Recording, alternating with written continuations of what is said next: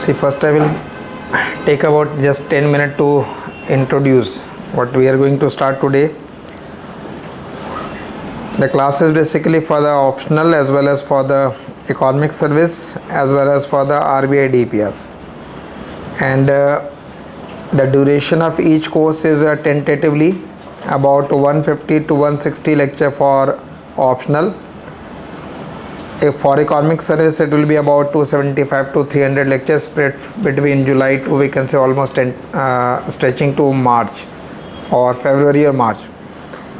The number of lecture for the RBI will also remain same, although here the phase 1 lecture will be added about 30 to 40 separately, and that 30 to 40 lecture will be excluded in the category of general studies. The general studies are not part of the DPR, but general studies is part of economic service, so the overall lecture will remain same.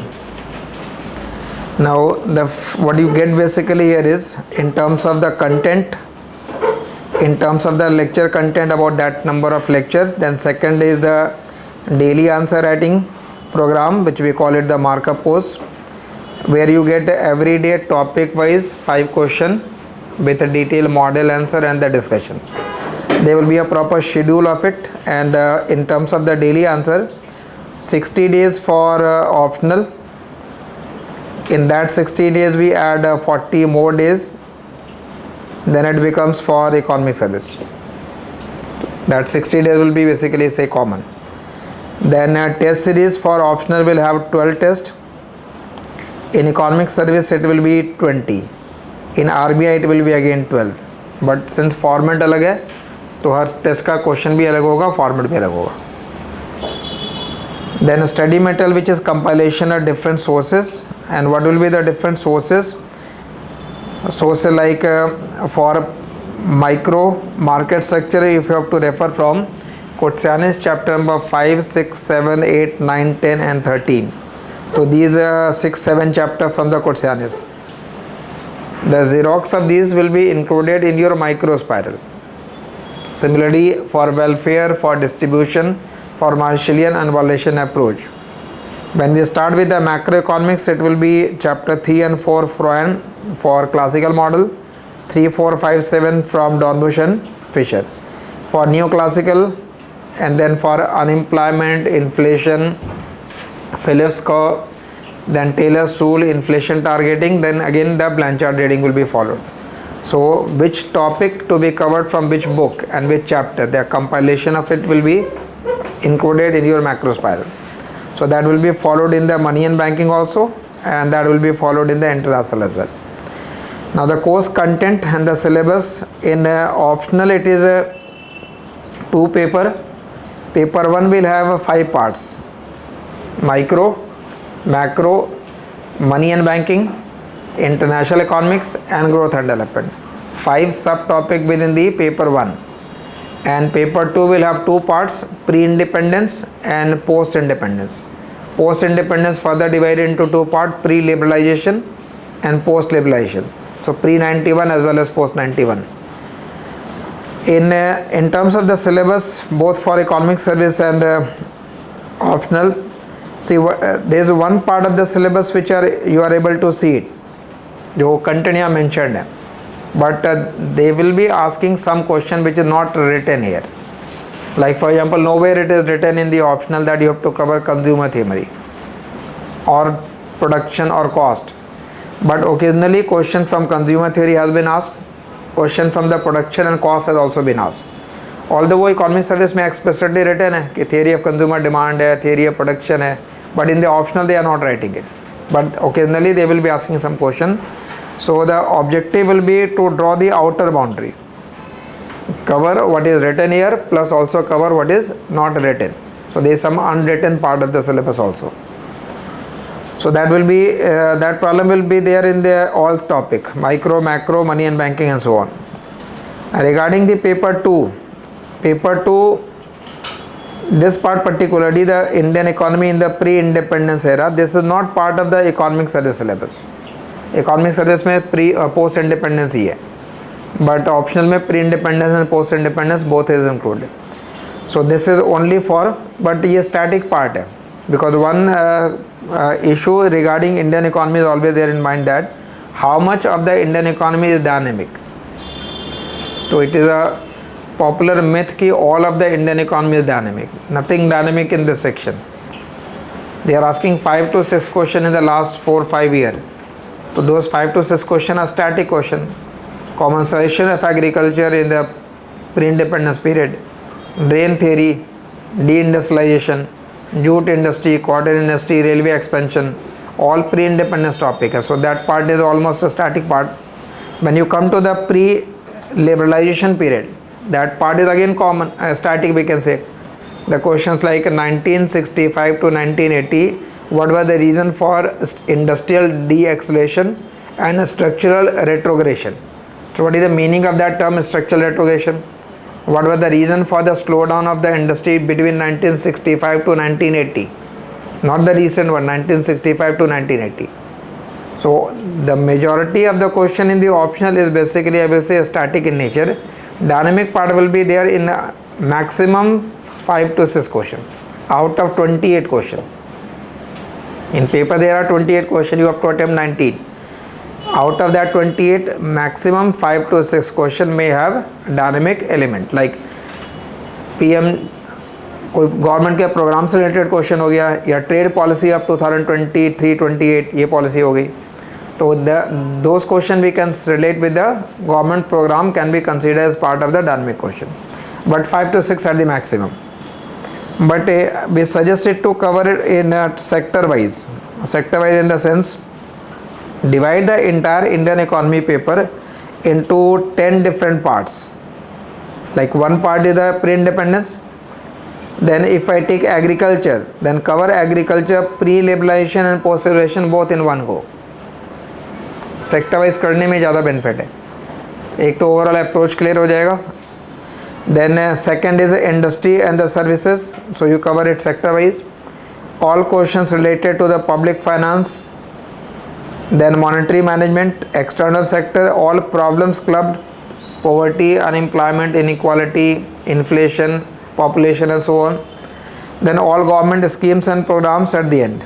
And you will have 1 week lecture after economic survey also. So when the survey will be in the month of January end or February first week, you will have 1 week extra lecture for covering economic survey and union budget. Clear? This is the syllabus part for. And in terms of the daily answer writing program, you will have this type of schedule for day 1, day 2, day 3, day 4. So for every day you get 5 questions with a detailed answer. So what you have to do basically, like for example, if you have read the market structure topic complete, so market structure topic usually say 12 lectures there. So once you have completed that lecture, then you can attempt day 1, day 2 and day 3. Day 1, day 2 and day 3. Once we have done with the welfare, then cover day 4 and day 5. Once you have done with distribution, then when the classical, so we have done the classical model, then attempt the classical model question. So and for every day you have this type of 5 question with a detailed model answer, and the questions are generally designed in a way that the 5 composition will be in this form 3 plus 2. That means 3 questions from the PYQ and 2 question new. So over a period of time, 60% of the entire question will be coming from the PYQ. तो entire PYQ भी cover हो जाएगा, plus you are preparing some new question also, because if you are not reading any new question, then you cannot solve any new question in the examination. If you are expecting that I will be able to solve some new question in the paper also, that can happen only when you have prepared some new question. So, and for every question you get this type of detailed written answer. You have to simply learn it and write it. ठीक है, it is not a hint कि you have to just create a form. I have not given you the format कि इस format में आपको answer build up करना है. It is already a written answer. Try to learn it, because these are the bookish language, and the UPSC is expecting that you are also writing from the textbook. So textbook language will be preferred. You can write it by understanding also. But if you write only by the understanding, then if you get let us say 4 out of 10, with practice and the textbook you are getting 5 out of 10, but that 1 mark difference is creating the entire difference. 40% no selection, 50% confirm. That means if you just increase 1 marks in optional, in both paper you attempt 38 question. So that will create a difference between 240 and 278. 1 mark difference in every question. So just think about improving 1 marks or half a marks in every question, but that require a lot of practice.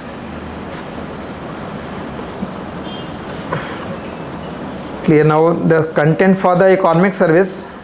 For economic service we have 6 paper. Economy related 4 papers. General economics 1 paper, second, third, and Indian economy. And you have general English as well as general studies. So we have class for the general studies and English also. So that 275 to 300 will include all. The cutoff is in the range of 45 to 48%, not more than that. 45 to 48% is good enough. So even if you score in 1 paper about 115 or 120, that will help. 120 का score अगर हमने एक paper के अंदर भी कर लिया, if I am saying that you need to score 450 out of 1000, तो 120 if I score in 1 paper or 115, so in the rest of 800 I need to score only now 330. So just bare minimum 40%. ठीक है. So because why it is difficult to score here is that the content is very wide. Content is wide in the sense, just see the paper 1. Paper 1 cover the complete micro, consumer demand, production, it is now written in the syllabus. Theory of value is in fact market structure, distribution and welfare. So distribution, welfare and market will become common for the optional and economy service, but consumer demand and production will be separate. Then entire math, stats and econometrics part will be separate. So that section alone will take about 35-40 lecture, and this section alone will take about more than 40 lecture. So total number of lecture for covering the general economics alone will be having about 85 to 90 lecture just for paper 1. Second paper is again 8 subparts. Major one include macro, growth and development, international, BOP, and some small topic like economic thought, वो only economic service में रहेगा. Concept of national income accounting only in the economic service. Financial and capital market only in the economic service. Global institution also, because global institution में optional में only WTO है. In civil service they are not asking question from the IMF or the World Bank or G20 related question नहीं है. But in economic service you will be getting question related to the IMF, World Bank and G20 also. Third paper, significant addition in the environmental economics, because we have to cover the environmental valuation method also here. Environmental valuation को भी cover करना, plus this industrial economics is again part of the micro. So market structure is basically in paper 1 also and in paper 3 also. And fourth is the Indian economy. What is different here? Pre-independence is not part of it, but you can mark labor, inflation and urbanization and development. ये extra topic है in addition to the civil service paper 2 paper. Like labor laws से related question आ गया, pension reform का question आ गया इस बार, तो वो question सब we can relate part of the labor market है, labor market reforms. Clear? And finally the paper for RBI, the format is that you will have 2 phases, phase 1 and phase 2. Only this part is separate. Phase 1 is objective type economics of 100 marks. So that is MCQ. Content is same, but it is the question format will be MCQ. Second paper is English, and the second paper, second phase is all descriptive. That means economy service का जो content है वही content वहाँ है. You can just see the syllabus part. In phase 1 they are writing consumer theory, production, market, distribution, welfare. Same thing is written in the economy service also. In phase 1 also they will write the same syllabus. In phase 2 also it is same. For phase 2, consumer demand, production, market, distribution, welfare. So in terms of the syllabus it is same. Format of exam is different and cutoff is higher. The cutoff will be in the range of almost 70%, 68 to 70% to qualify out of 475. 400 का written हो जाएगा and 75 will be the interview. Clear? So now we can start first with starting with the macroeconomics. This advanced macro.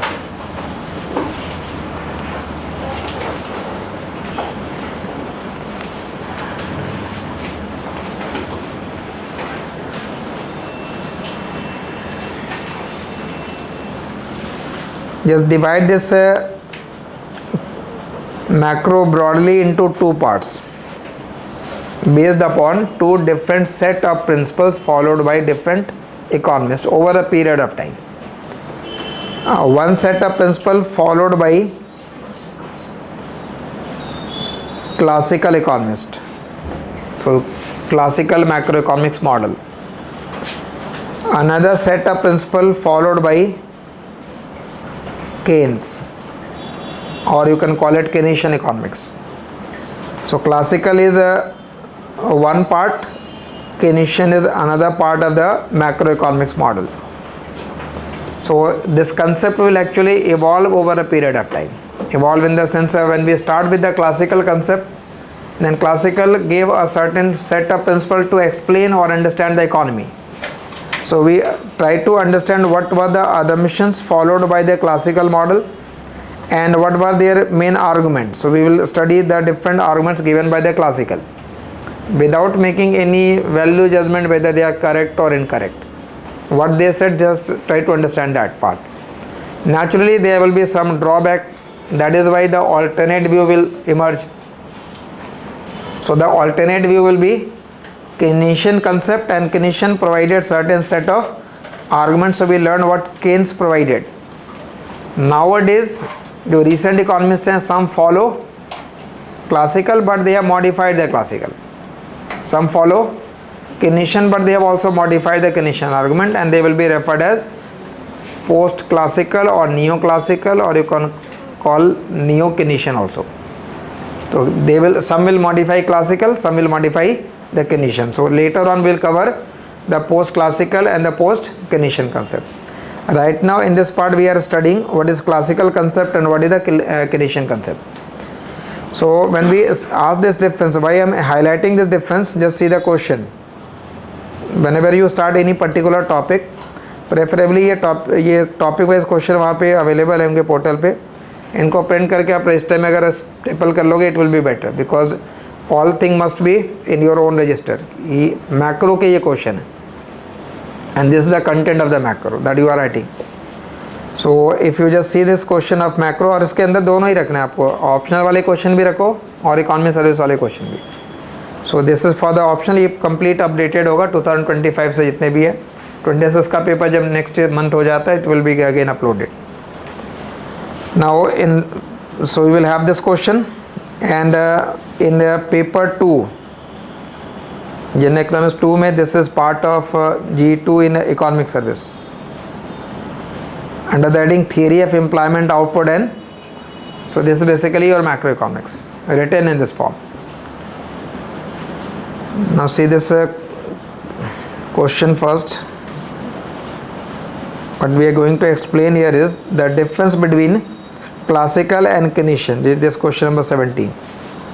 Explain the major difference between classical and Keynesian macroeconomics. This was the compulsory question. Major difference between the classical and the Keynesian macroeconomics. You can say it is a very easy question, basic question. But how to score? Let us say if 10 marker question is there, can we get 6 or 6.5, because that is the optimum that they allocate. So what we will be writing when you make a difference between the classical and the Keynesian economics. So first thing about the classical concept is that when we study the classical view, classical concept is a long run description of economy. It is basically a long run description of economy. Short में अभी आप लिखते रहे, we will explain, or when we will write in the paragraph form. So when we study the classical concept or classical model, classical concept is a long run description of economy, while Keynesian concept is a short run description of economy. Keynes explained economy from short term point of view, classical explain economy from long term point of view. The meaning of this long term and short term, like if in the classical we write output is a function of capital and labor, this will be written as a production function in the classical model. Y, and whenever you write Y, just keep in mind this Y is nothing but GDP. So GDP of economy is a function of capital, it is a function of labor. But in macro at the same time we also write that Y is equal to AD. That is also correct. Y is determined by aggregate demand as per the Keynesian approach, and Y is determined by capital and labor as per the classical approach. Like for example, if I ask why GDP of India in 2025-26 is more as compared to what it was in 1950-51, so why the GDP over a period of time has increased? What could be the reason for higher GDP now? You can identify the points like, okay, we are able to produce more of output over a period of time because we have more plant and machinery, we have more labor, they are skilled also, technology has improved. But if I ask why the growth rate of GDP in 2025-26 was lower as compared to what it was in 2024-25, what could be the reason for the slower GDP growth rate? You can say that, okay, growth rate was lower mainly because of lack of demand. Because there was less demand, therefore there was less production. Now first point is that when we compare 1951 to 2025-26, we are taking a long run view of the economy, and we are comparing 25-26 growth rate with the 24-25 growth rate. It is basically a short run. So in the short run you will always find Keynesian argument valid, and in the long run we will always find classical argument valid. तो जितने भी classical concept आप यहाँ पढ़ने जा रहे हैं, they will be more appropriate और more valid in the long run and not in the short run, but the classic Keynesian concept will be more correct in the short run. Another major difference between classical and Keynesian is that classical always believe that economy is characterized by full employment. Economy is characterized by full employment. And what is the meaning of the term full employment? Full employment does not mean that everyone is employed. Full employment only that mean that in the labor market, labor demand is equal to labor supply. Labor demand is equal to labor supply. So full employment simply means that labor demand is equal to labor supply. I am using N for employment. Labor demand is equal to labor supply. And if they are not equal, then classical models say that if they are not equal, then wage will adjust, because wages are flexible. So it is flexibility of wage. It is flexibility of wage which guarantee full employment. Like if labor demand is more and supply less, then wage will increase. If a labor supply is more, then wage will decrease. So wage will continue to change so that labor market attains equilibrium immediately. So full employment is guaranteed by flexibility of wage. But as per Keynesian argument, Keynes के concept के accordingly, economy is characterized by unemployment. What we observe is unemployment. So if there is unemployment, it means labor supply is more and labor demand is less. Supply of labor is greater than the demand for labor. But why, if supply of labor is more than the demand for labor, then in the classical model wage will fall. But Keynes suggested that wages are not flexible, wages are rigid. Wage की rigidity है. And what makes wages rigid? Wages are rigid mainly because of the government minimum wage law itself. which keep a minimum wage. Wages cannot fall below that. There is presence of labor union. Union will not allow wages to fall. Some firms deliberately pay higher wages for efficiency wage theory argument. That means they think that if they give higher wage, they will get more productive or efficient worker. So they deliberately keep wages higher, but naturally at that high wage rate, all cannot be employed. So we will have unemployment in the labor market. So in the Keynesian model, unemployment is arising due to rigidity. In classical model, full employment is there due to wage flexibility. So if you follow this assumption, you will get this outcome. If you follow that assumption, you will get this outcome. Then if you continue the division between the classical and the Keynesian, classical concept further say that supply creates its own output. Supply creates its own demand. Supply creates its own demand. That is a Say's law. Supply creates its own demand. So in what way supply will create its own demand? That means if there will be supply of a commodity, demand for that commodity is automatically generated. That is their argument. If we produce a commodity and supply it, demand for that commodity is automatically generated. In that way, supply creates its own demand. The logic was that if you produce any particular commodity, suppose a commodity X has been produced, so how production will happen?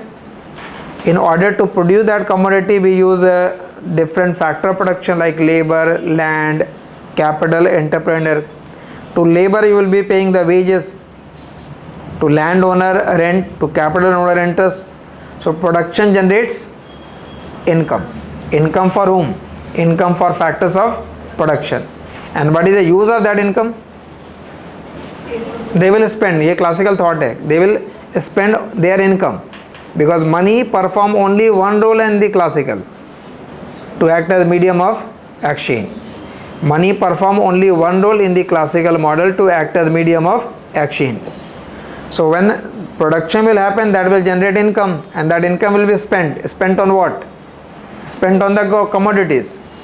So that means if you supply a commodity, demand for that commodity is automatically generated.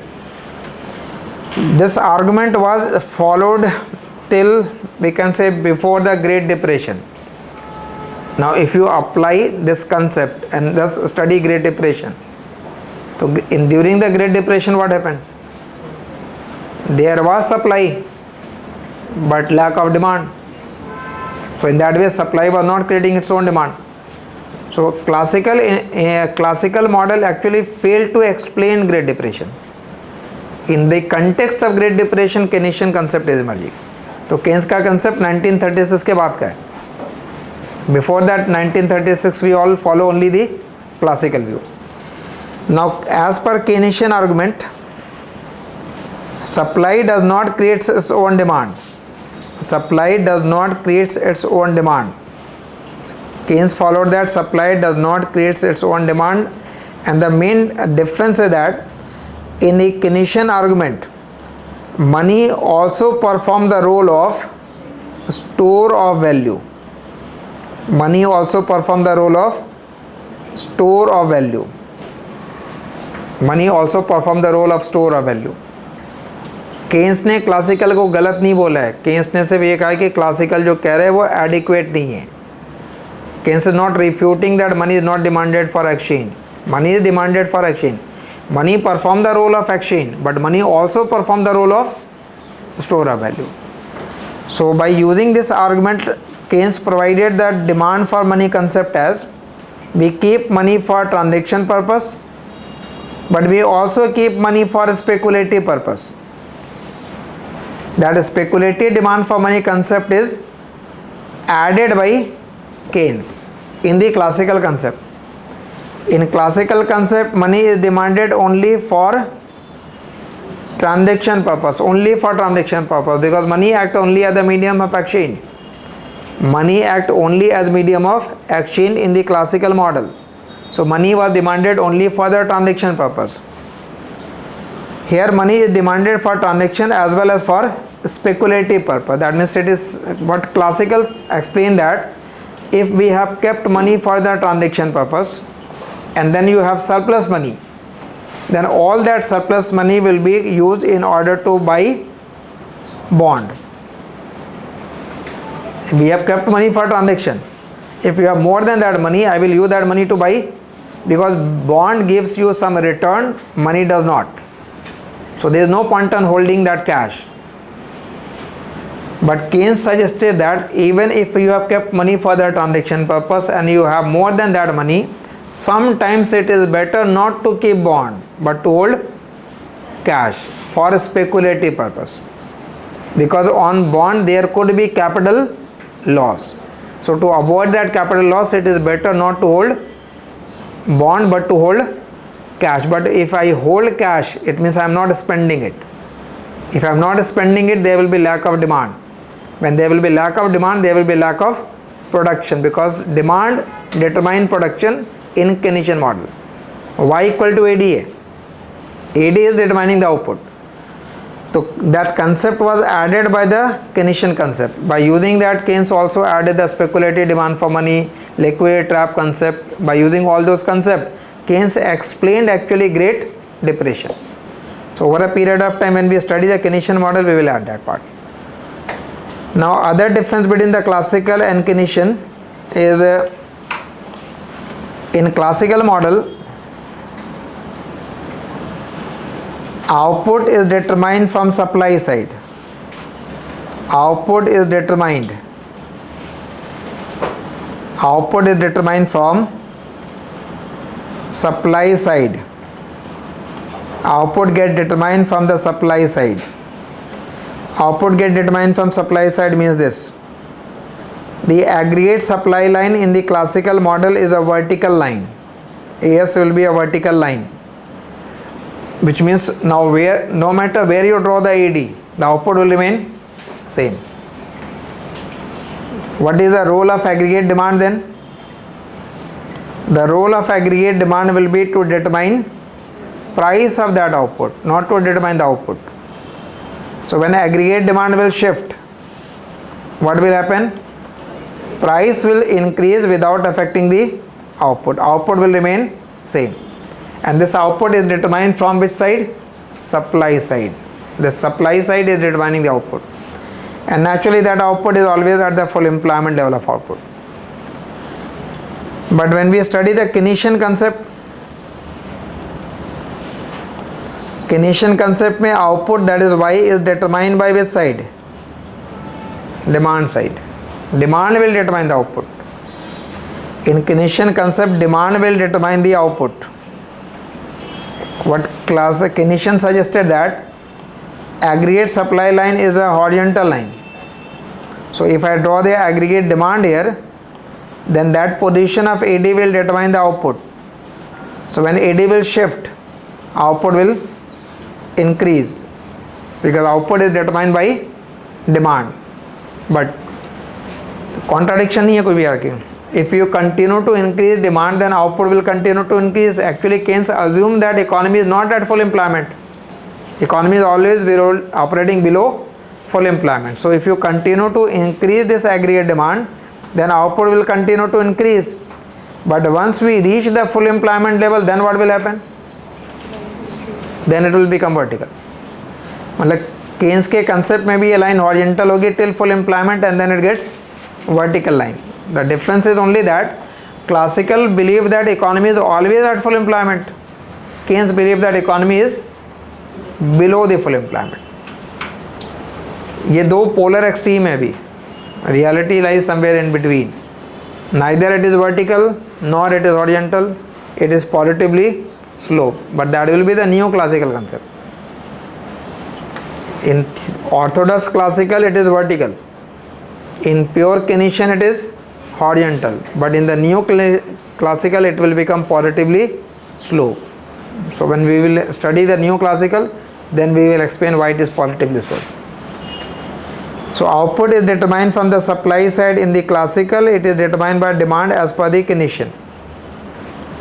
The other major points between classical and Keynesian is that these will become, remember, the small paragraph. जितने points मैं कह रहा हूँ वो सारे paragraph है. I will dictate कि what you will be writing in the answer. Classical concept is always based on the main argument of the classical is that it is based upon classical dichotomy. Classical dichotomy. So classical dichotomy means separation between the nominal variables and the real variables. Classical believe that there is a separation between these two. It means change in nominal will affect other nominal, but it will not affect real. Real affected by real, nominal affected by nominal, but nominal cannot affect real. Nominal cannot affect the real. Real and nominal are separate. And what are the nominal variables? Macro में nominal variables, like you use the word nominal exchange rate, nominal interest rate, nominal money wage. So what is nominal? Nominal is always expressed in monetary term. Real always explained in physical term. वो physical term में होगा. This pen is real. Price of this pen is nominal. When I talk money, it is nominal. So when money will increase, then it will increase other nominal variables. Nominal variables like price. It will increase other nominal variables like nominal wage. But what will not increase is the real. Real like a real wage, W by P. Real like real money supply, M by P. Real like output, GDP. Real like employment. They will not be affected by change in the nominal variables. Nominal is separate and real is separate. Change in nominal does not affect the real. Keynes do not agree with that. In the Keynesian argument, money is not neutral. Money is not neutral. It means change in money will affect real variables like output. Money supply change होगी तो output पे effect होगा. And how it will be affected? Keynes का simple logic है कि when money supply will increase, that money supply increase will reduce the rate of interest. When interest rate will decrease, investment will increase. Investment is part of aggregate demand, so aggregate demand will increase, and aggregate demand determines the output, so output will rise. So money is not neutral in the Keynesian, but money is neutral in classical. Classical concept is using classical dichotomy and monetary neutrality. Classical dichotomy is dichotomy and monetary neutrality. अब ये word frequently question paper में use किए गए. We will elaborate और कई you will be getting in this term monetary neutrality, classical dichotomy in different parts. ऐसे international के अंदर भी मिलेगा, मनी का टॉपिक पढ़ेंगे वहाँ पे भी मिलना है. So and there are multiple question as well. So again I repeat, when we study the classical and Keynesian difference, then classical concept is a long run description of economy. It is based upon full employment which is guaranteed by flexibility of wage. Classical model assume that supply creates its own demand because money act as only medium of exchange. It is held only for transaction purpose. Output get determined by the supply side. Classical dichotomy, monetary neutrality. When we study the Keynesian model, it says that it is a short-run description of the economy. Output get determined by the demand side. Wages are rigid due to rigidity of wage. There will be unemployment in the labor market. Money is demanded for transaction plus speculative purpose. It is held because money also perform store of value. Money is not neutral as per the Keynesian approach. So those points you have to consider when we explain this question. ये 23 का question है और last year भी there was a question, what is classical dichotomy, is it same as neutrality of money? What is classical dichotomy? Is it same as neutrality of money? Then this question in economic service, this question has been asked frequently. Discuss the concept of dichotomy and neutrality of money in the light of classical and Keynesian economics, adding the new classical also.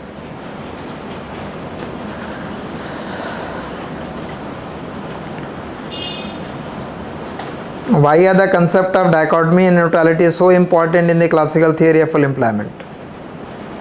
Same question है, 2020 के अंदर भी question आया और ये question 22 में दोबारा आ गया. So this concept is very critical to the classical understanding. So first write down the answer for this question, difference between the classical and the Keynesian, and then we explain then we study the classical one. Classical concept को पढ़ेंगे, obviously it will take about 3 classes to study the classical concept, but first write down the difference between the classical and the Keynesian, not in the tabular form, just paragraph form. ठीक है.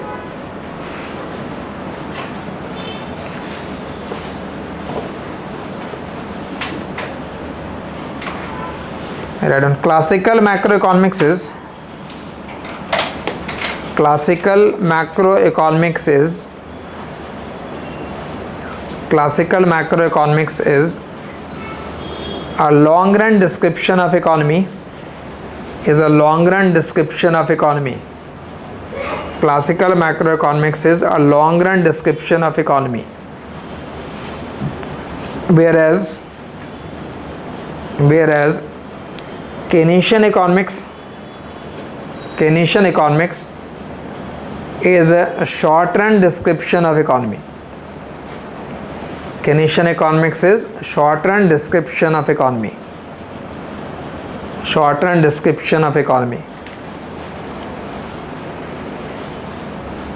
Next paragraph. Classical economists assume that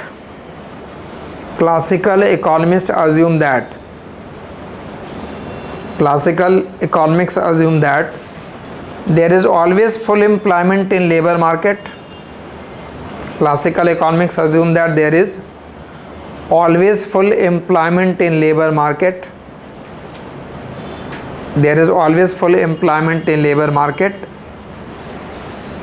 And it is guaranteed by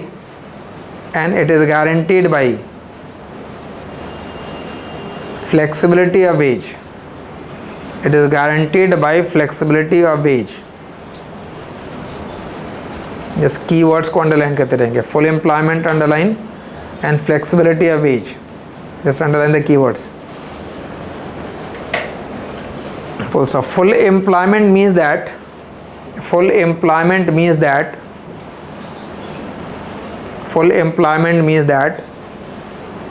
labor market is always in equilibrium.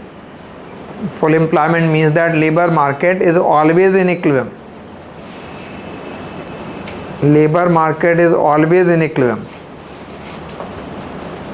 And if there will be inequality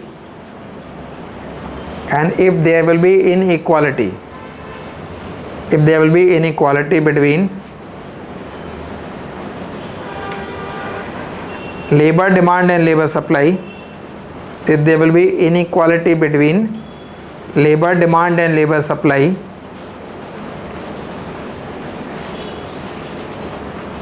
then wage will adjust immediately.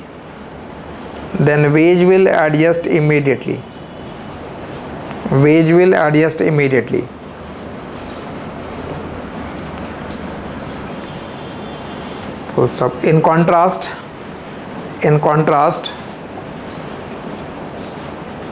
Keynesian economics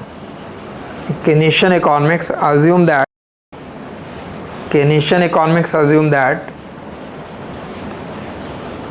there is unemployment in labor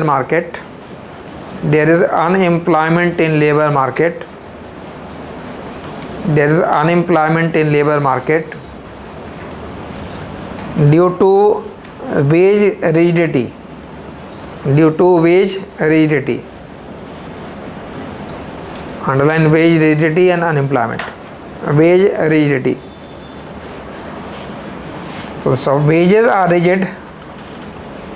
Wages are rigid due to government minimum wage law. Wages are rigid due to government minimum wage law and presence of labor union. And presence of labor union.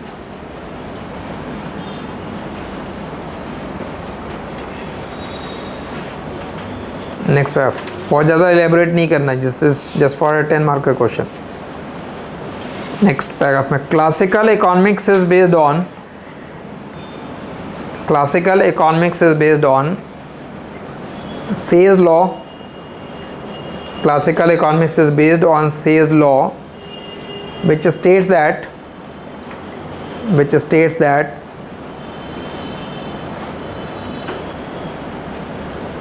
supply creates its own demand, which states that supply creates its own demand. Supply creates its own demand.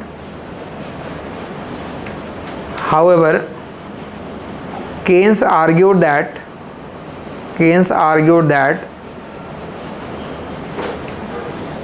there could be overproduction. Keynes argued that there could be overproduction.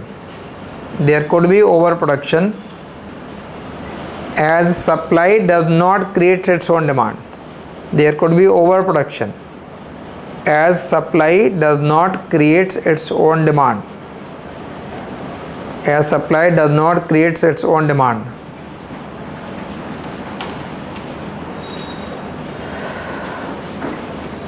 Next paragraph. In classical economics,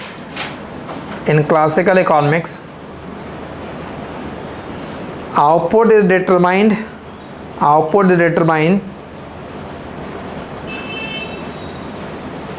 by supply side. Output is determined by supply side. Output is determined by supply side. And the role of aggregate demand, the role of aggregate demand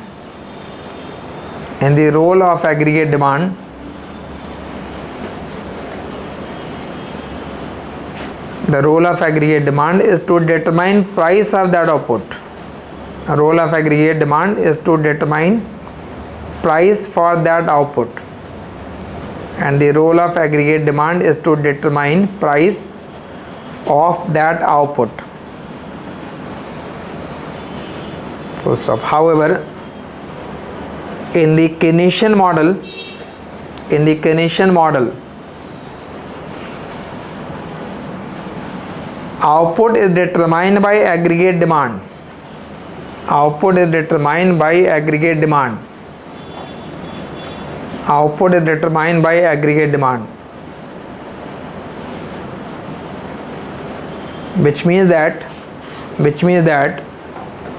in response of more demand for output, there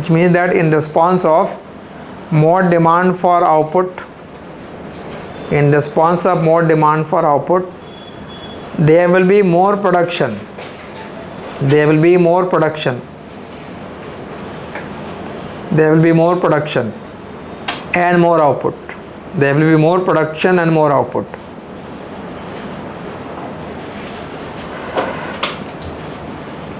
Next paragraph. Classical economics assume that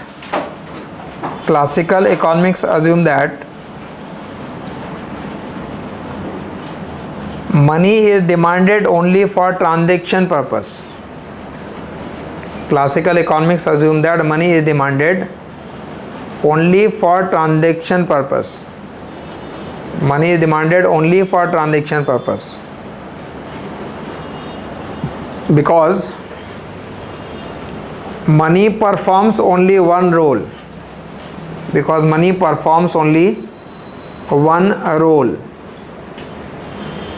That is To act as medium of exchange. To act as medium of exchange. To act as medium of exchange. Just underline medium of exchange and transaction purpose. In contrast,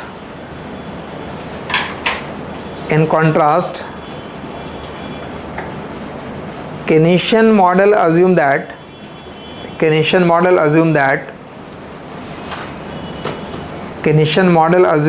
money is demanded for transaction purpose as well as speculative purpose. Money is demanded for transaction purpose as well as speculative purpose. Money is demanded for transaction purpose as well as speculative purpose. This is because money acts as medium of exchange. This is because money acts as medium of exchange.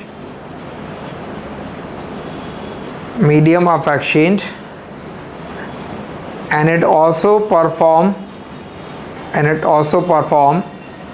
the function of store of value. It also perform the function of store of value.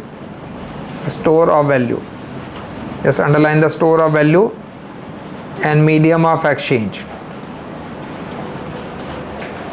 Next paragraph. Classical economics is based on classical dichotomy. Classical economics is based on classical dichotomy and monetary neutrality. Classical economics is based on classical dichotomy and monetary neutrality.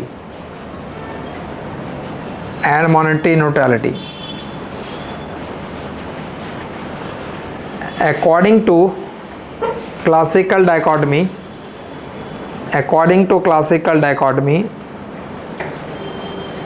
there is theoretical separation between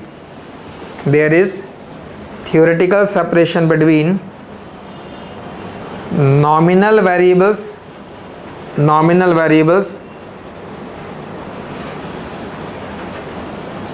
and real variables.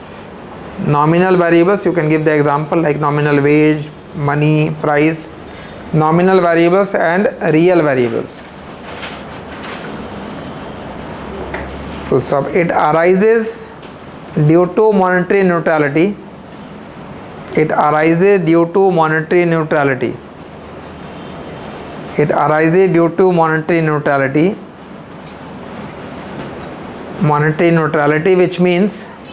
Which means money being a nominal variable,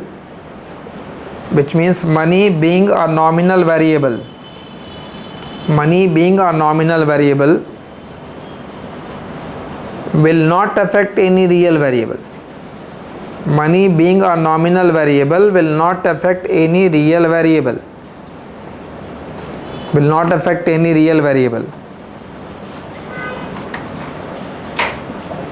So, but in the Keynesian model,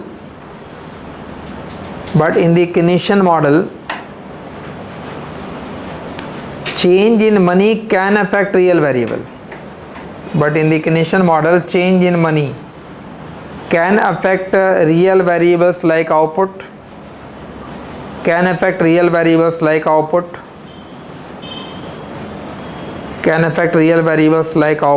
the short run.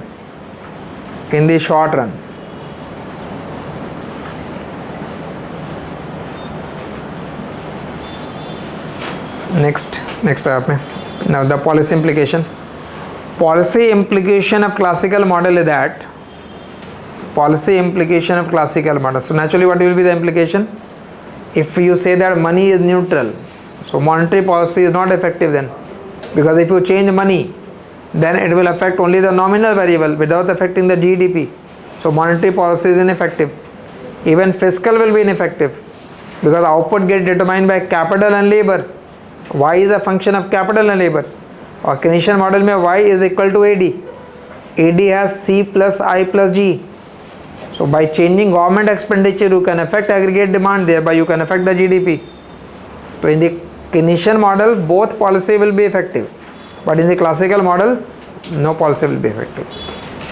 Next problem. Policy implication of classical model is that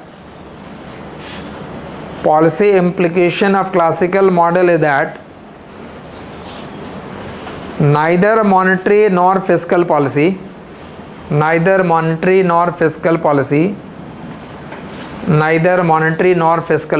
can affect output.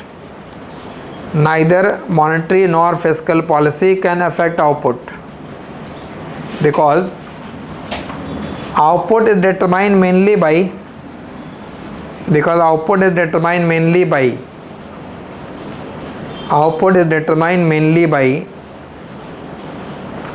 inputs. Inputs जैसे labour हो गया, capital हो गया, technology हो गया, mainly by inputs. But in Keynesian model,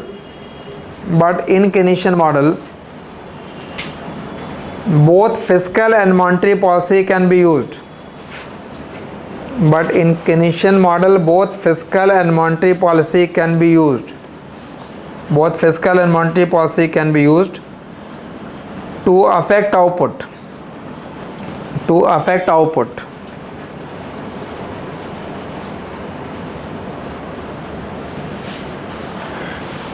So this will be the answer to this question.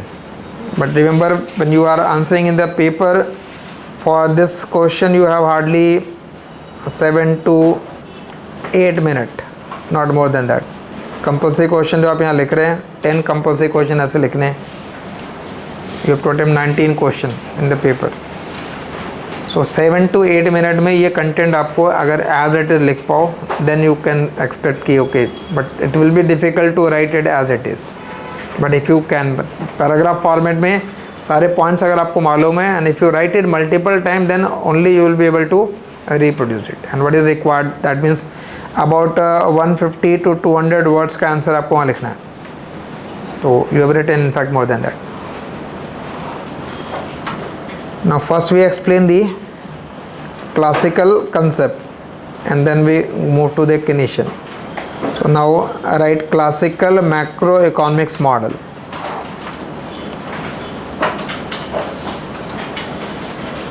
Classical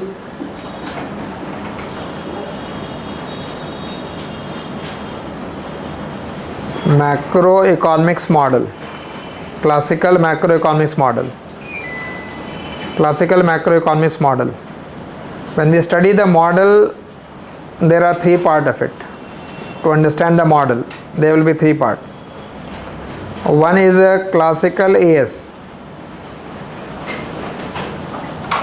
First will be the classical aggregate supply curve. So first we have to derive the classical aggregate supply curve from production function, then labor market equilibrium. So in this class we will derive this AS, which will be a vertical line. और जब कभी AS या AD draw करते हैं, then you always write price and output on the axis P and Y. So first part is the derivation of classical AS. This has been explained well in chapter number 3 Freud. So the entire chapter basically explain the classical AS concept. So there is a complete chapter for this. Second tool of classical model will be to derive the classical aggregate demand.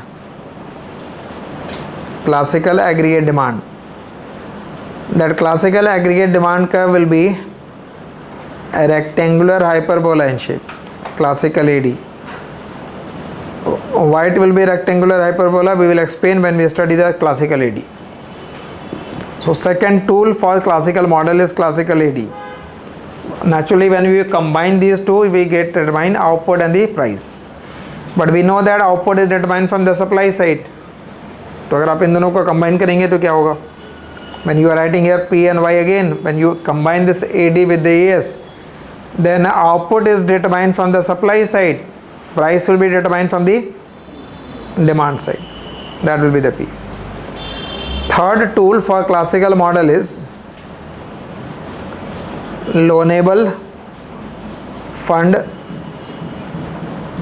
theory of interest, loanable fund theory of interest or classical theory of interest.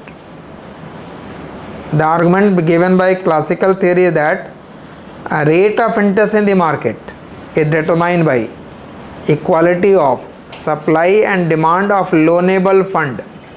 Loanable fund का supply, that is saving. Loanable fund is demanded by whom? Firms, and also demanded by the government to meet the budget deficit. Government also borrow from that fund. And who is supplying the fund? That means who is the lender? Lender is basically the household. Households save their income by using their saving. They buy the corporate bond also, or they can buy the government bond also. By buying those bonds, you will lend money to corporate or the government. So there will be a supply of the fund, there will be demand for the fund, and their equality will determine a rate of interest. So when you answer any classical model question, then naturally we will incorporate all. ये सारे incorporate करके लिखेंगे. But right now in this class, just focus on one part of it, which is classical aggregate supply. But in the paper, when you are writing the classical model question, incorporate all concepts: classical AS, classical AD, and loanable fund theory of rate of interest. But right now focus on the classical aggregate supply, chapter number 3, classical AS. So some basic point remember in this classical AS. The chapter basically begins with the classical concept, but remember before classical also there was economists. Prior to classical were the mercantilists. Prior to them फिजियोक्रेट्स. तो सारे आप economic service वाले economic thought की category में पढ़ते हैं. यहाँ हम डायरेक्टली स्टार्ट कहाँ से करना है? मैक्रो में we are starting with the classical. But regarding the different school of the thought, before the classical also there were mercantilists, before that physiocrats. So we take up in that separate. But here when we study the classical, you can write some basic points here. We are referring from, remember, chapter number 3 of Freud. You write some basic points. What was the idea of the mercantilism? The mercantilist thought was based upon Booleanism, which means the strength and power of a country is determined by the stock of the precious metal they have. And how they accumulate more precious metal? How a country will accumulate more precious metal? By putting a regulation on the import. Because when you are importing, then you have to make payment in terms of that metal. So metal will flow out. So putting control on the import and promoting your export. So government intervention was required then. और जो classical concept है वो क्या बोलेंगे? Laser fair policy है, least interference from the government side, because output is always determined from the supply side. So these are the different point of view, different school of thought है ये. So first write down the common note point here. Classical economics emerged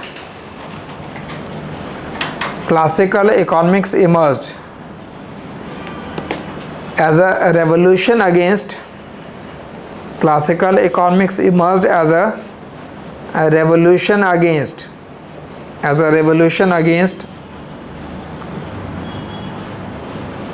a body of economic principle.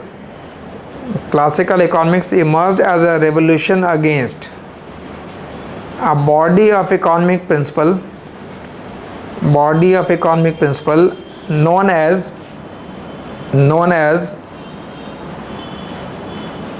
mercantilism.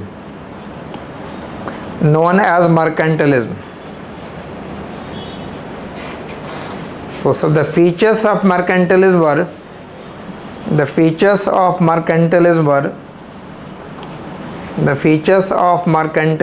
were A. Booleanism.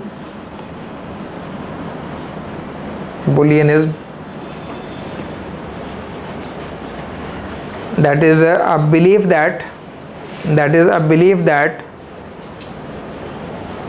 wealth and power of a country,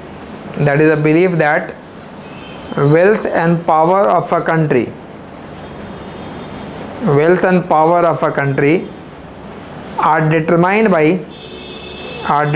by are determined by its stock of precious metals, are determined by its stock of precious metals. And B, the belief in the need of, B point, the belief in the need for state action, the belief in the need for state action, that is government action, state action to direct the development of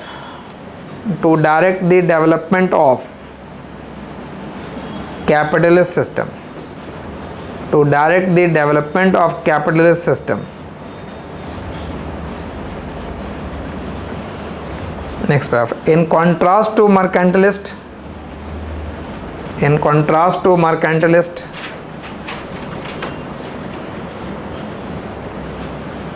classical economists emphasize the importance of, in contrast to mercantilist, classical economists emphasize the importance of real factors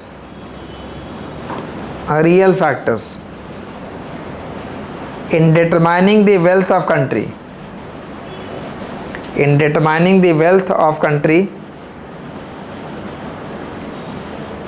and they stress the optimizing tendency of free market,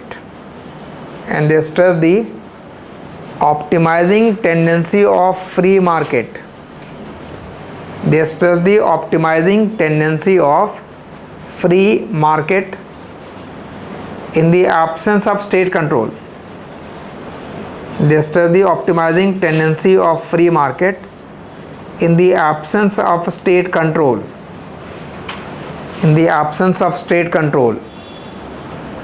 That means the classical economists' argument is that what matters is the real factor. What does not matter is the stock of metal. A country is not powerful mainly because that country has more of metals. That country can be considered as a rich country.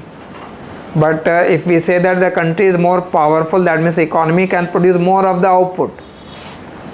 US is able to produce more of the output. China is able to produce more of the output. So the real factor determines the strength.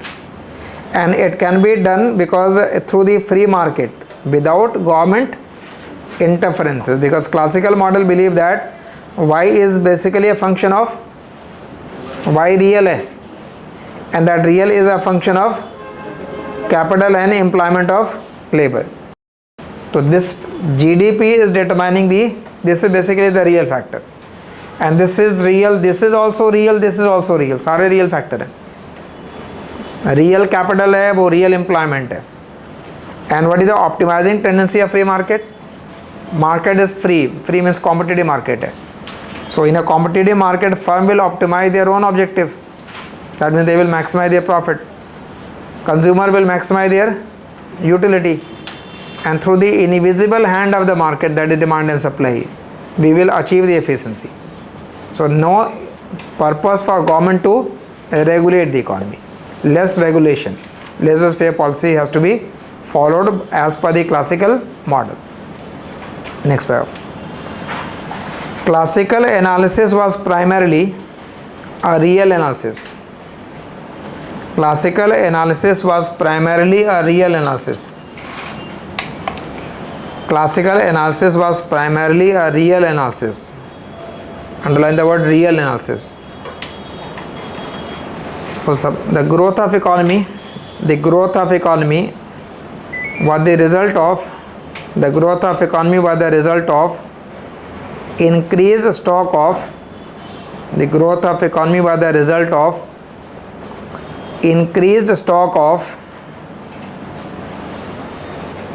factors of production,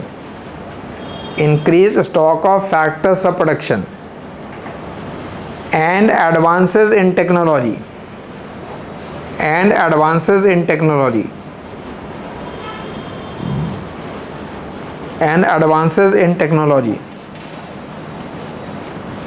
So according to classical,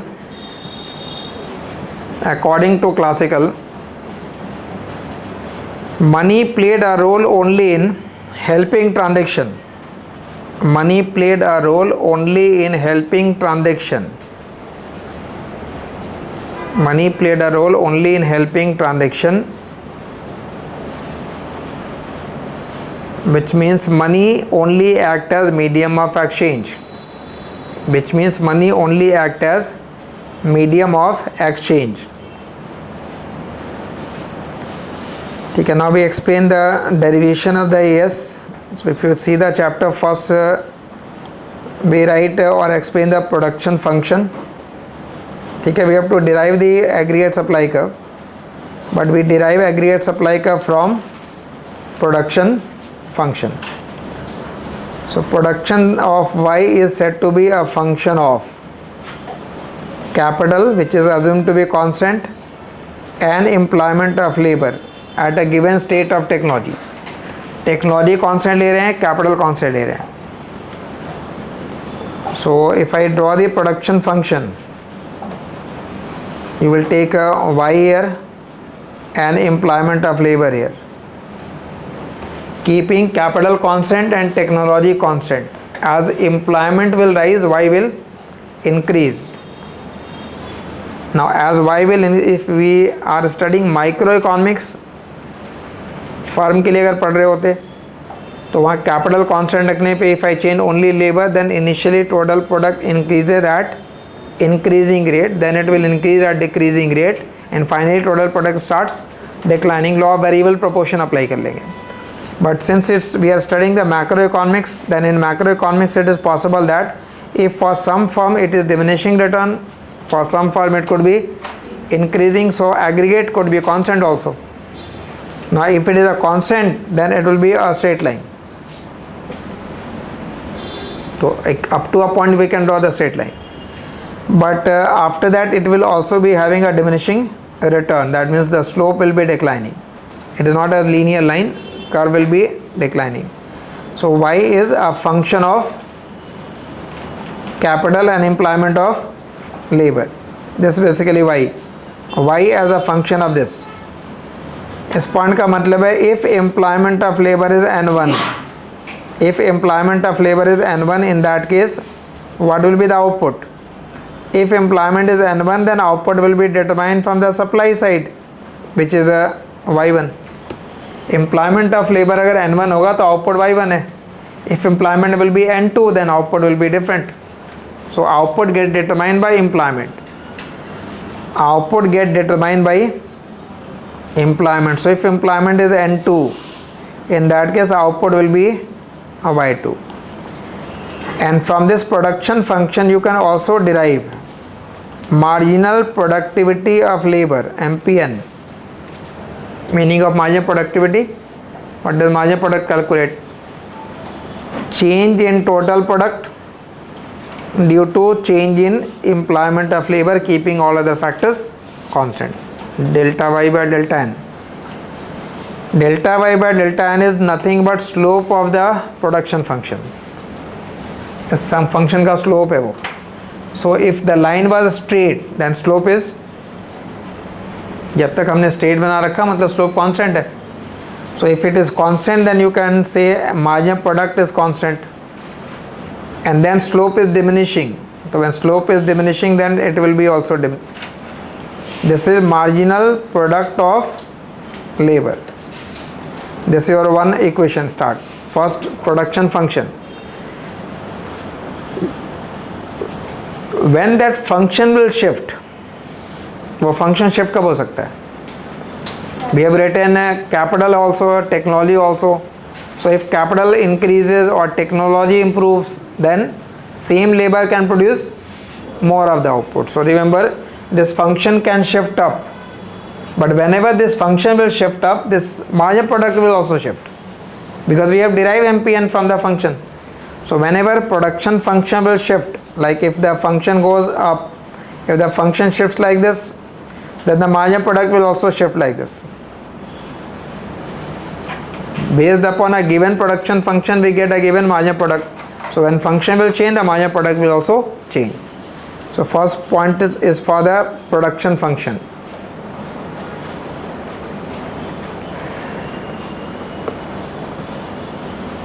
production function summarises, अभी shift करने की जरूरत नहीं है, just you can draw this first one. Production function summarises, production function, this equation. Production function summarises the relationship between, production function summarizes the relationship between total input and total output. Production function summarizes the relationship between total input and total output, assuming a given technology, assuming a given technology, assuming a given technology. So the short run production function, the short run production function is a technical relationship, is a technical relationship. Short run production function is a technical relationship that determines level of output, that determines level of output, that determines level of output given the labor input, given the labor input, given the labor input. Also from this production function, from this production function we can derive marginal product of labor, we can derive marginal product of labor, we can derive marginal product of labor.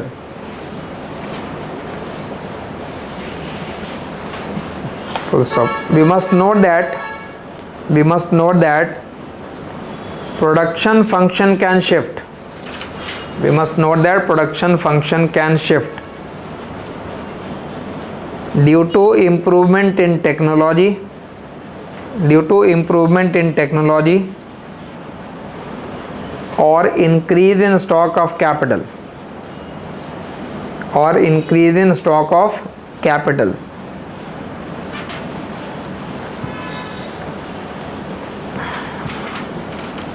Now come to this main part. The main part is now this function simply explain a relationship between output and the employment, that if employment will be N1 then output is Y1, if employment is N2 then output will be Y2. Now question is what determine the employment, what determine this N की value determine कैसे होगी, because N will determine the Y, K constant है, N will determine the Y. So what determine N? N is actually employment of labor. Employment of labor will be determined in the labor market by equality of labor demand and labor supply. So first we have to explain the labor demand, then we study labor supply. Who will demand labor? Who will demand labor? Firms. How much labor they will demand?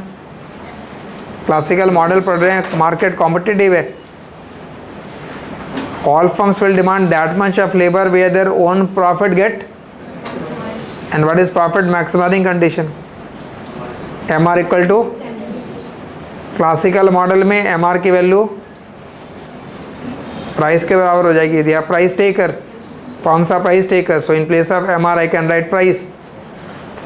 Labor will be demanded by the firms. Firms will demand that much of labor where their own profit get maximized, and then we write the profit maximizing condition, MR equal to, so we have to write MR equal to MC for this. MR की जगह क्या लिख देंगे? Price. And what will be the marginal cost? अगर ये function given है तो marginal cost बता सकते हैं क्या होगा? मार्जिनल कॉस्ट का मतलब होता है addition to total cost due to an additional output produced. Now how we can produce additional output? With given capital. With given capital we can produce additional output only when we employ additional labor. So if we employ additional labor we have to pay wage to them. So if just consider this example, if I say that the wage rate is 100 rupees per hour, that means you are employing worker for an hour and you pay 100 rupees. So can I consider 100 as the marginal cost? No, I cannot consider 100 as the marginal cost, because in 1 hour labor can produce 1 unit also, labor can produce 2 unit also, labor can produce half unit also. So but whatever output labor will produce in 1 hour, that will be called as marginal product of labor. Because what is marginal product of labor? Change in the total product due to one additional unit of labor hour. So if I say that in 1 hour labor produces 2 unit, then what is cost for 1 unit? If you employ labor for an hour, you pay 100 rupees, but in that 1 hour labor produces 2 units, so cost of producing 1 extra unit of output will be 50. 50 means wage upon marginal product. If worker produces 4 units, then cost for every unit will be 25. So again wage will be MPN. So in place of this marginal cost, what you will write? Wage upon marginal product of labor. इस marginal cost की जगह क्या लिख देंगे? Wage upon marginal product of labor. So if I write wage upon marginal product of labor, can this equation be written as W by P equal to MPN? Price की value यहाँ कर दिया, W by P equal to, what is W by P? Whenever you divide any number with price, it will become real. When I multiply any number with price, it will become nominal. Dividing it will become real. So real wage equal to MPN. Real wage equal to MPN. Real wage equal to MPN is the profit maximizing condition. Profit of firm get maximized when MR equal to MC. Since market is competitive, in place of MR you write price, and marginal cost is marginal labor cost. So marginal labor cost is wage upon MPN. So that point we have to explain first. First we explain labor demand, then we explain labor, then we explain equality of these two, and that equality will determine the employment, and then you can determine the output. So first write for the labor market condition, and for labor market labor demand. You can make this type of subheading: demand for labor, demand for labor.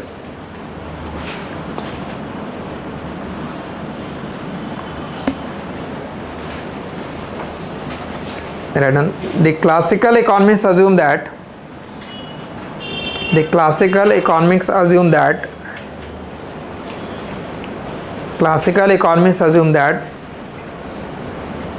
employment of labor is determined by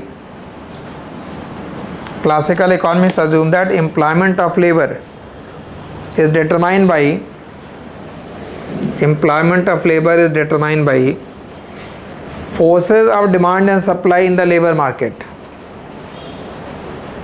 Determined by forces of demand and supply in the labor market.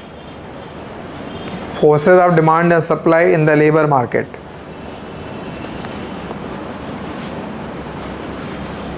So the main feature of classical labor market economics, the main feature of classical labor market economics is the assumption that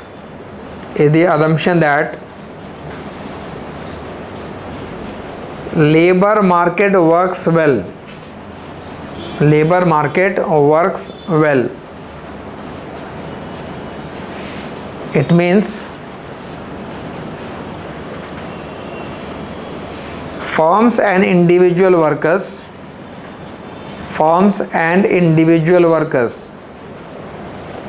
optimize their objective. Firms and individual workers optimize their objective.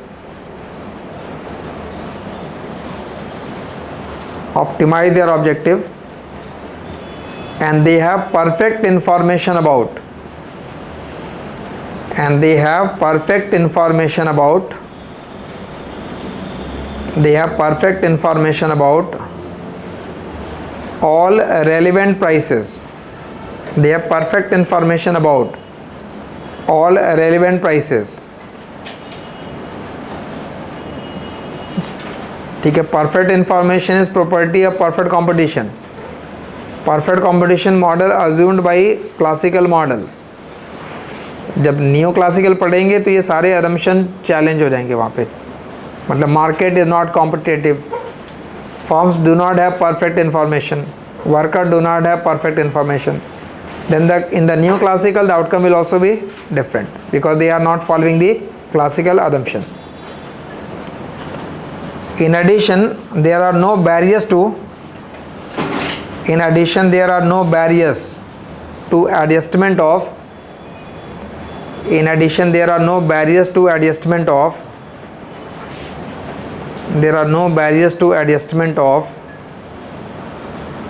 money wage. No barriers to the adjustment of money wage, and market always clear. मतलब labor demand is always equal to labor supply, and market always clear. Next paragraph. Labor is demanded by firms. Labor is demanded by firms,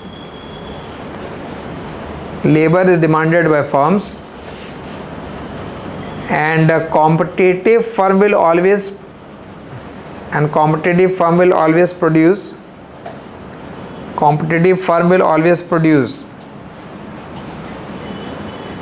that much output where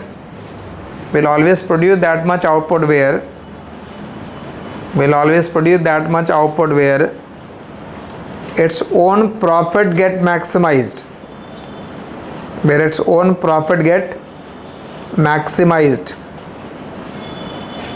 which requires that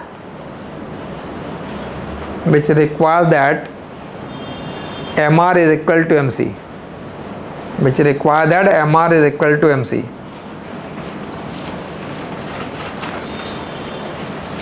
Full stop. In a competitive market,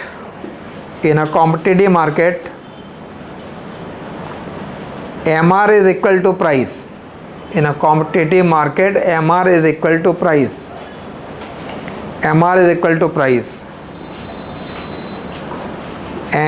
marginal labor cost is equal to nominal money wage divided by marginal product of labor.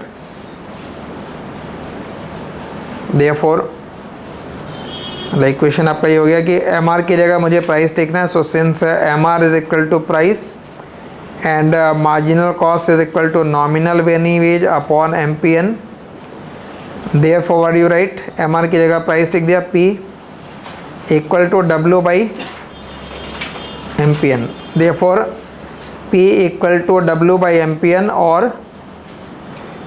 W equal to price into MPN. See, price into MPN is called value of marginal product. Whenever you multiply anything with price, you get value of it. तो marginal product को मैंने price से multiply कर दिया, I get value of marginal product. Or you can write the same thing by W by P equal to MPN. Since in the classical model we tend to explain everything in real sense, so it is better to write W by P equal to MPN. And what is MPN? MPN curve is in fact negatively sloped. So given this MPN line, what is the demand for labor? That depend upon where is the W by P. So if I write W by P as a W1 upon P1, this number, then profit maximization require that demand for labor must be N1. If real wage is lower, like this value, In that case, labor demand will be more, N2. So by connecting these points, you get labor demand curve. So MPN curve itself is labor demand curve. Marginal productivity curve is the labor demand curve. Marginal productivity curve is the labor demand curve. The firm will always demand that much of labor where marginal product equals to real wage. Therefore, MPN curve is called labor demand curve. Thus, profit maximizing quantity of labor demanded. Thus, profit maximizing quantity of labor demanded. Thus, profit maximizing quantity of labor demanded by a firm. Labor demanded by a firm is determined by equality of real wage and marginal productivity of labor. Real wage and marginal productivity of labor. That is why MPN curve is called labor demand curve. MPN curve is called labor demand curve. MPN curve is called labor demand curve.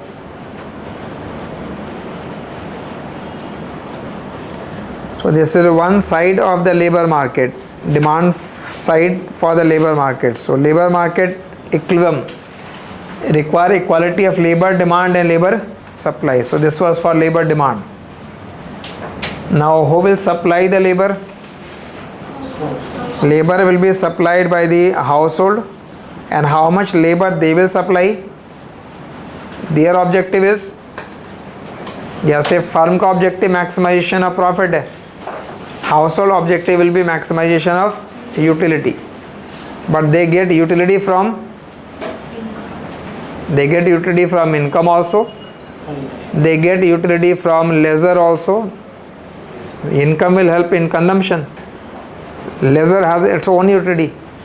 So by incorporating both, then we explain the supply side. Second side is basically supply of labor. Now just understand this diagram first. If I talk about the individual, first talk about the individual, then we can aggregate. And there are two sides of this diagram. On this axis we measure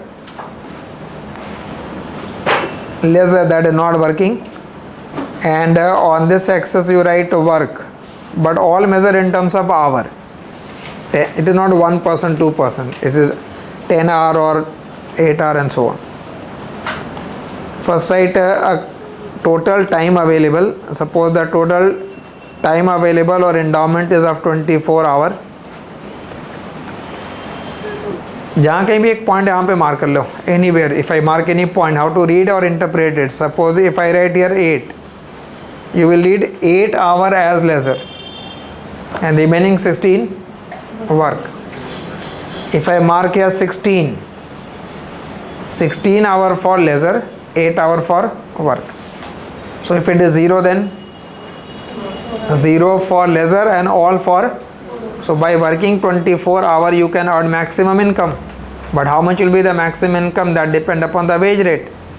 So if by working 24 hour person earns income of 2400, so wage rate per hour must be 100 rupees.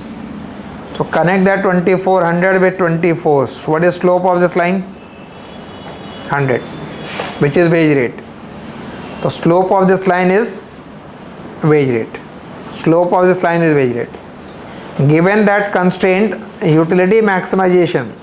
Utility will be maximized when budget line is tangent on the indifference curve. You can take it anywhere. So if I mark this number as 10, what does that mean now? At this wage rate of 100, 10 hour for leisure and 14 hour for work.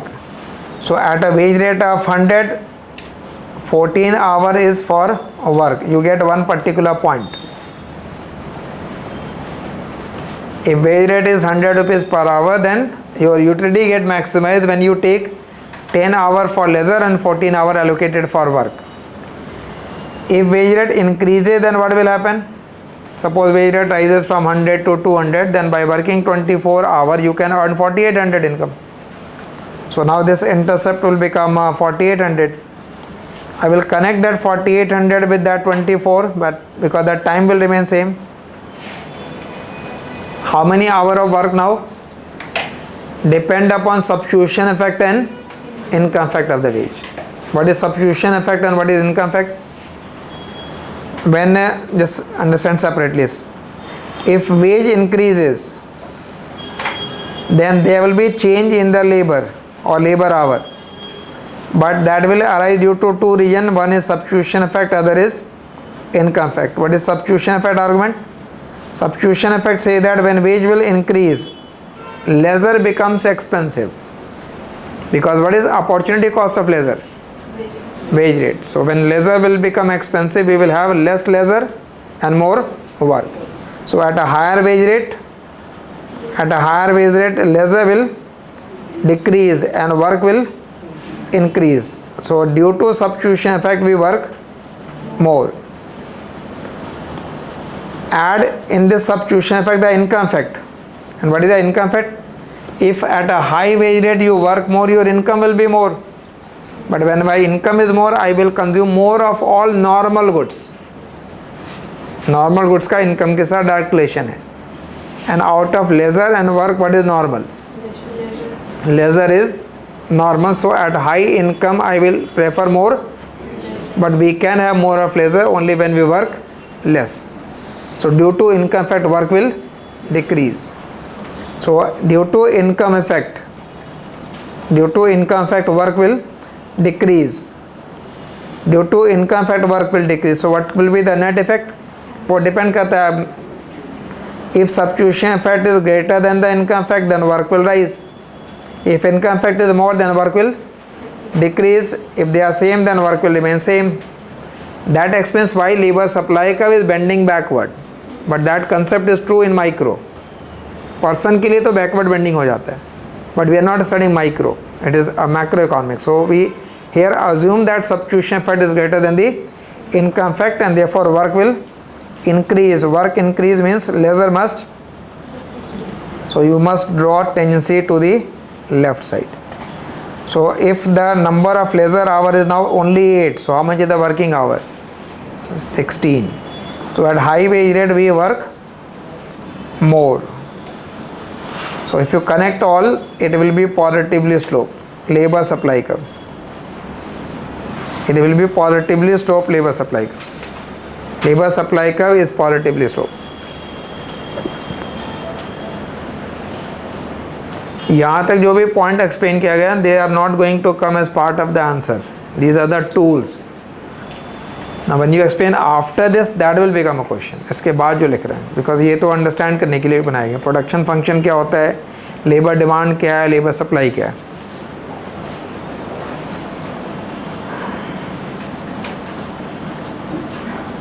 Can this labor supply shift? Can this labor supply shift?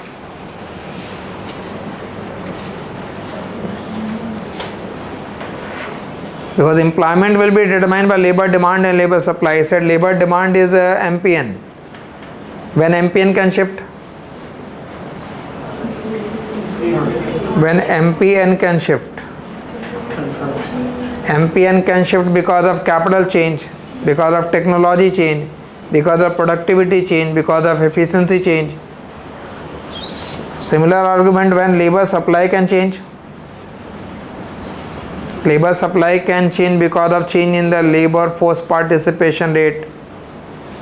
Like if I say that there is more female labor force participation in the workforce, or change in preference of worker towards leisure or towards work, greater demand for leisure. Weekend must start from Friday. We must have 3 days holiday. So how it will impact the labor supply?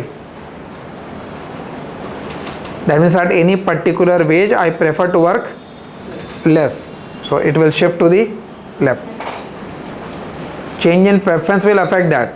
There is a role of the income tax also here. My incentive to work depend upon wage, but which wage, after tax or before tax? If income tax rate is 100%, then no, there will be no work. So income tax actually reduces the incentive to work. So when there will be change in the income tax rate, then also it will shift. तो वहाँ से आप question relate होगा. First, just write this point. Labor services are supplied by individual workers. Labor services are supplied by individual workers. Labor services are supplied by individual workers. So classical economics assume that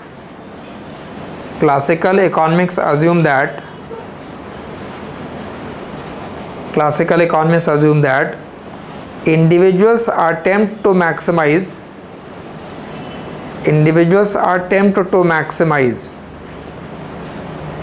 utility.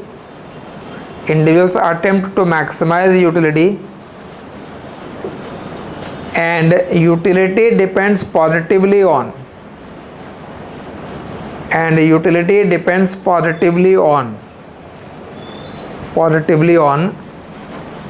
real income and leisure.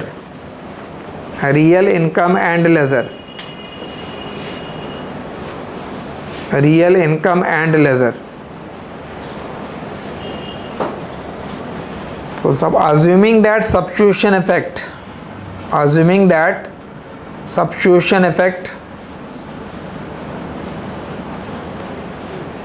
dominate over income effect,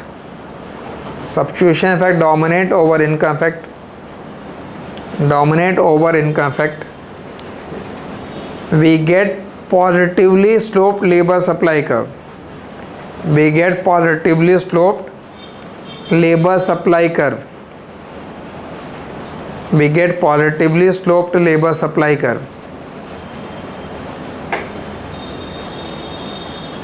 So just keep that point in mind कि when we have explained the labor supply curve, it has been explained in the form of substitution and income effect.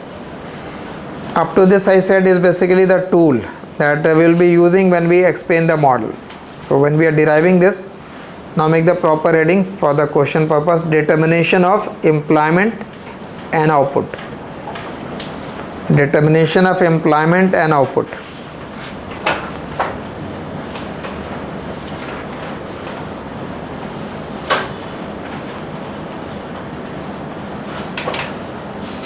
Determination of employment and output. So how we determine employment and how we determine the output? Make a 3 part of the description. One is for production function, then below that labor demand, labor supply, and third is for aggregate supply line. Here I will draw the production function, here labor demand, labor supply, and in that part aggregate supply will be derived. So just mark the axis first, P and Y here. For production function we will write Y and N. On this axis also N.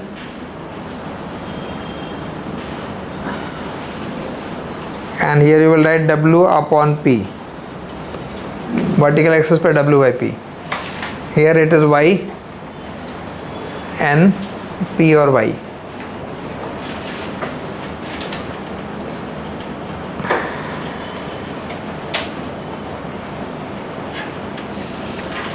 See what we are, just write some note here. Y is a function of capital and employment of labor where capital is constant. Your one equation is that first equation plot it here, production function. So when you draw the production function, it will be showing the diminishing return. It will be like this, production function. You can write it as y as a function of capital and employment of labor where capital is constant, and we know that it can shift because of change in capital or technology. From that production function you derive labor demand curve. Labor demand is ND, and labor demand curve coincides with marginal product of labor.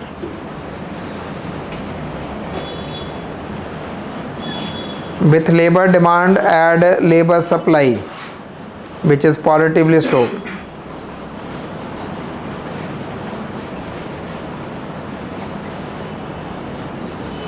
So when we write labor demand, that is a function of a real wage. When we write labor supply, that is also a function of real wage. But in labor demand it is negative function, and in labor supply it is positive function. And their equality will determine the labor market equilibrium. Their equality will determine labor market equilibrium. So equality between what? Labor demand and labor supply. And if they are not equal, then what will happen? Classical model में अगर labour demand supply के बराबर नहीं है तो veg adjust कर जाएगा, flexibility है उसकी. If they are not equal then wage will adjust. So if we equate labour demand with labour supply, that employment is called full employment. That is full employment of labor. So now you determine the employment. Once we determine the employment, that employment of labor will produce how much of output, वो determine होगा function से, production function से, because production is a function of employment. So once you determine the full employment, then determine the full employment output. So we determine the full employment output as YF. Full employment output as YF. And labor market equilibrium also determine the real wage W1 by P1. ये labour market का equilibrium W1 by P1 भी determine करेगा.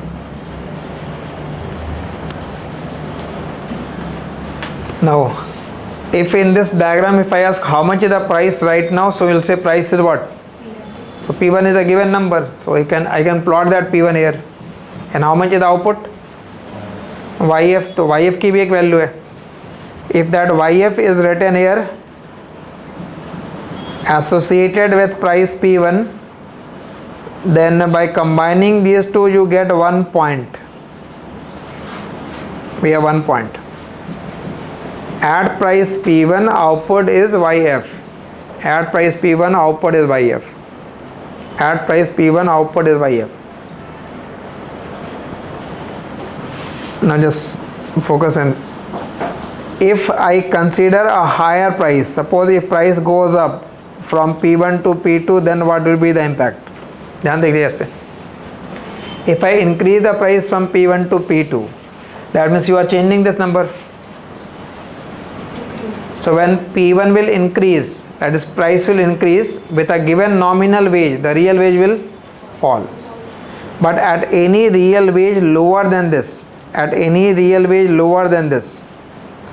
labor demand and supply are not in equilibrium.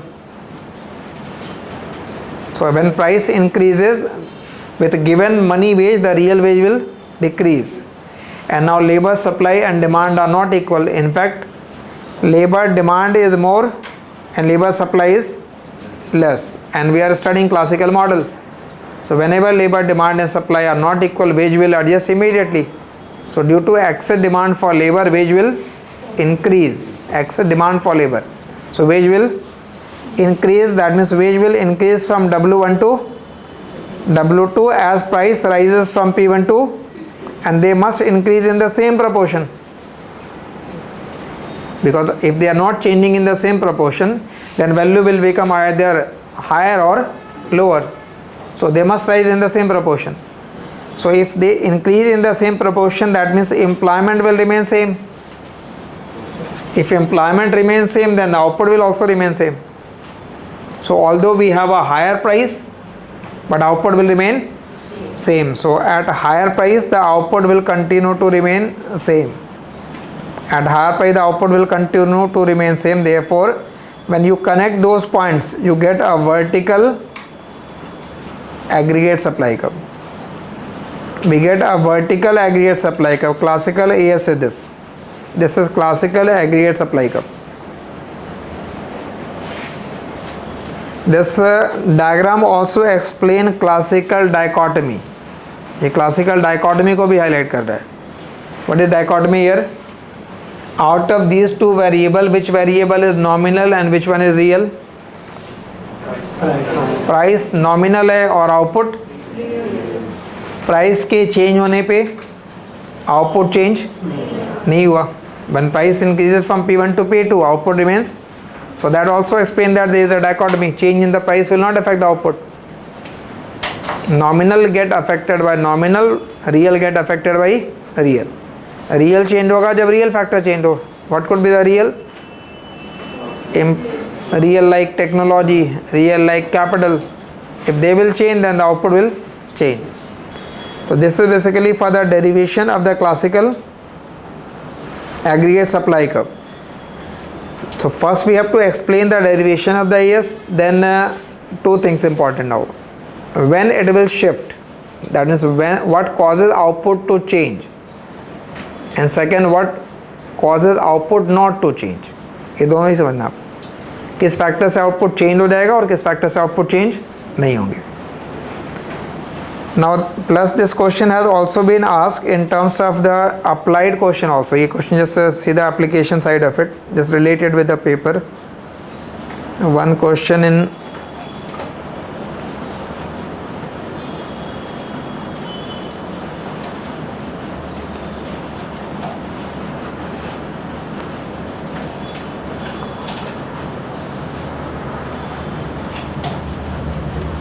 question number 54.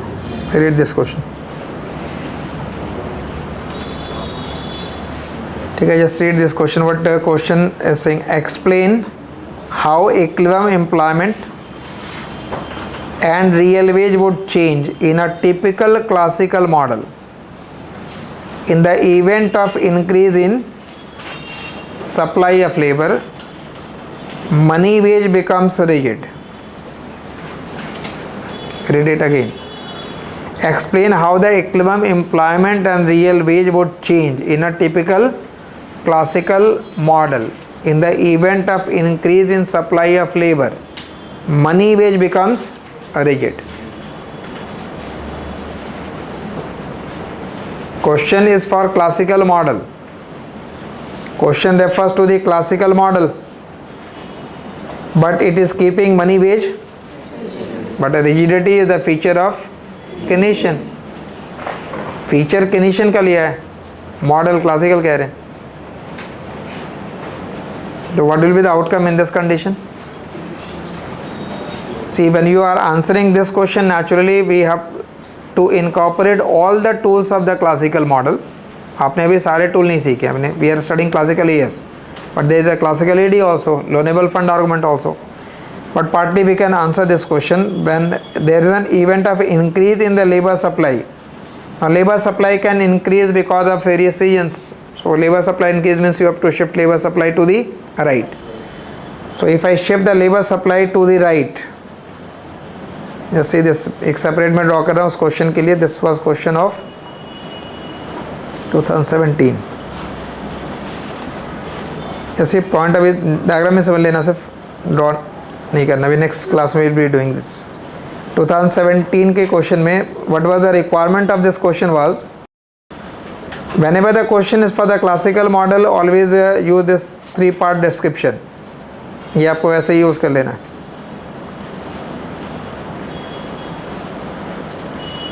One, we draw the production function line. So y as a function of n, From that function you draw the labor demand curve and labor supply. Their equality will determine the full employment.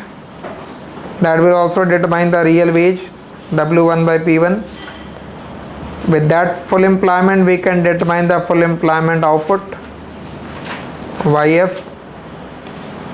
At that YF you draw the vertical AS line. This is the YF.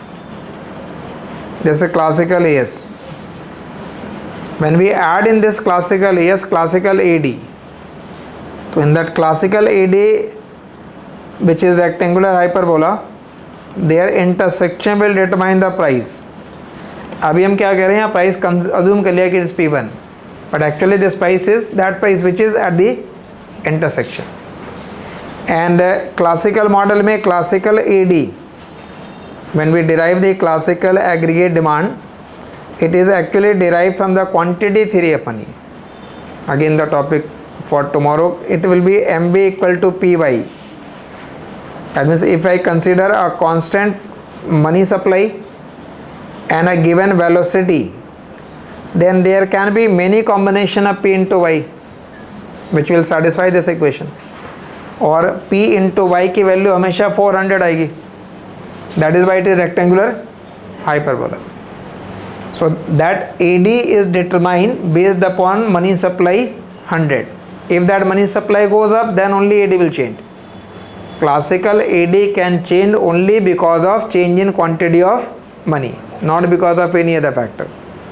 Classical AD can change only because of change in quantity of money, not because of any other factor. So given that information, now relate with that question. Question was referring that what will happen to the real wage and output in the event of increase in labor supply. In the event of increase in labor supply, so first increase the labor supply. So if labor supply increases, this labor supply line will shift to the right. So what will be the impact?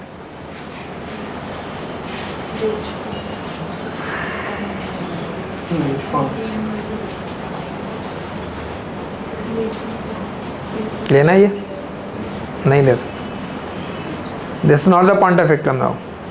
See this, if you consider this point, then at that point we take a different W by P. There must be a different W by P at that point. But question say that money wage is rigid. You can't change that W then. W change नहीं होगा, क्या price change हो सकता है? Because W by P can change because of W change also, because of price change also. So can price change? Can price change here? But it can change only when the money will change. तो question तो नहीं कह रहा money को change करने के लिए. Classical model का प्राइस तभी चेंज होगा जब क्या चेंज हो जाए, एडी चेंज हो जाए. But AD depend upon the quantity of money. So neither W will change nor price will change. So W by P will remain same. If W by P will remain same, then what it happens that at the same real wage, labor demand and supply are not in equilibrium. In fact, labor supply is more and demand is less, which means there will be unemployment in the labor market. There will be unemployment in the labor market. Labor supply is more and labor demand is less, so we have unemployment. But unemployment is the feature of Keynesian model. We are getting unemployment in Keynesian model because we are following Keynesian assumption of rigid wage. तो जिस model का assumption लेंगे वो outcome आ जाएगा. जिस model का आप assumption follow करोगे उसके अकॉर्डिंगली आउटकम हो जाएगा. So this question basically applied the classical model by just modifying one statement that money wage becomes rigid. So rigidity of money wage gives rise to unemployment in the labor market. So unemployment was arising mainly because of rigidity in the labor market. तो ये concept आप ऐसे question को basically you have to write it separately. It is not that you will directly start with the description. You have to give some formal introduction about the says classical model. So you have to give the introduction about the classical model, that what were the classical feature, classical assumption, and then we will incorporate and this diagram to explain this. Clear? So these type of question you can expect 1 or 2 application जो recent year के question है उसमें application वाले question ज़्यादा हो गए. It's not a straight question explain this. In that question it is very easy. Yes, you have to explain classical theory of rate of interest. Nothing to directly आपको लिख देना. But in these type of question you have to think and relate. So there will be few question based upon the application also. So in every class we will be referring to the topic wise question also और वहाँ से वो solve भी करते जाना है. ठीक है? So for first class we'll come close it here. We'll start basically tomorrow with this description. We will complete the classical model, classical AS part, then classical AD. So it will take about 3 to 4 lecture to cover the classical model. When I say classical model, it is basically referring to all these 3. ये पढ़ना है आपको. We are here. Tomorrow we'll complete this part and start with the chapter number 4. So generally it takes about 3 to maximum 4 lecture to complete the classical model, and about 7 to 8 lecture for the Keynesian model, because content in Keynesian model is more as compared to classical. ठीक है, यहाँ से continue करने का.